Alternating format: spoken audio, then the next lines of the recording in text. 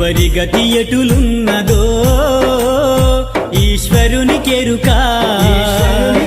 ఎవరికి విధముగా జరుగునో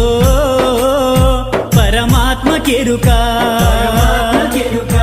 ఎవరి గతి ఎటులున్నదో ఈశ్వరునికెరుక ఎవరికి విధముగా జరుగునో పరమాత్మకెరుక ఎవరి స్థితి ఎటులున్నదో